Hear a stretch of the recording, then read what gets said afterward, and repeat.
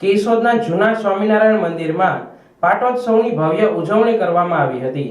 મંગલા આરતી, પંચામૃત, ફૂલોનો અભિષેક અને મહાઆરતી સાથે ભક્તિમય માહોલ જોવા મળ્યો હતો। કેશોદ શહેર સ્થિત જૂના સ્વામિનારાયણ મંદિરમાં પાટોત્સવ નિમિત્તે ભવ્ય ધાર્મિક કાર્યક્રમોનું આયોજન કરવામાં આવ્યું હતું। પાટોત્સવના પાવન અવસરે વહેલી સવારથી જ હરિભક્તોની ભારે ઉપસ્થિતિ નોંધાઈ હતી અને સમગ્ર મંદિર પરિસર ભક્તિભાવથી ગુંજી ઉઠ્યું હતું। કાર્યક્રમની શરૂઆત મંગલા આરતીથી કરવામાં આવી હતી। ત્યારબાદ ભગવાન સ્વામિનારાયણને વૈદિક મંત્રોચ્ચાર સાથે પંચામૃત તેમજ વિવિધ પ્રકારના ફળોના રસ દ્વારા અભિષેક કરવામાં આવ્યો હતો। અભિષેક દર્શન દરમિયાન ભક્તોએ ભાવપૂર્વક ભાગ લીધો હતો અને ઘનશ્યામ મહારાજને અભિષેક કર્યો હતો।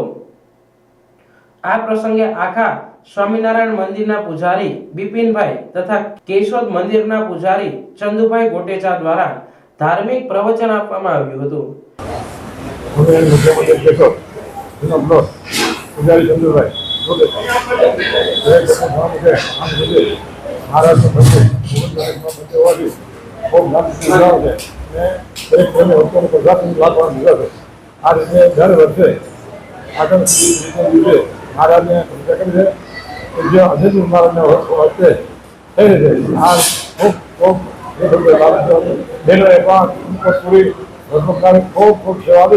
દરેક વખતે ખૂબ સમજો અને હરિભક્તોને ખૂબ આનંદ આવે મારા આવા નવા આપજો પ્રભાત આપજો સમાજ જગતનો ખૂબ ખૂબ ખુલ્લો રહે અને આપજો।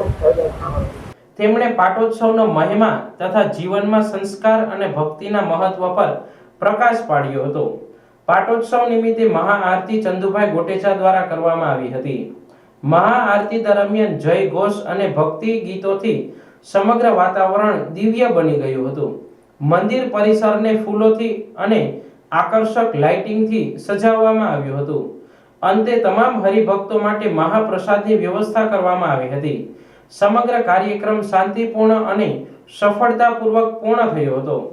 આપણા સૌના મોક્ષદાતા ઈષ્ટદેવ શ્રી સ્વામિનારાયણ ભગવાન એમના સ્થાને વિરાજમાન વર્તમાન આચાર્ય મહારાજ શ્રી અજેન્દ્ર પ્રસાદજી મહારાજ, ભાવિ આચાર્ય નૃગેન્દ્ર પ્રસાદજી મહારાજ, ભલા ભક્તજનો, આજે સત્સંગ સમાજ કેશોદ સ્વામિનારાયણ મંદિરની અંદર જે સત્સંગ સમાજ ભેગો થયો છે, કેમ કે પાટોત્સવ નિમિત્તે આજે 39મો પાટોત્સવ એ નિમિત્તે બધા અહીંયા ભેળા થયેલા છે અને જે કોઈ હરિભક્તોએ આમાં તન મન ને ધનથી જે કંઈ સેવા કરી છે એને શ્રીજી મહારાજ ખૂબ જ સુખિયા રાખે અને સત્સંગનું બળ છે એના કરતાં પણ અધિક વધે એવું આખા વર્ષે હરિકૃષ્ણ મહારાજના ચરણમાં પ્રાર્થના। જય સ્વામિનારાયણ।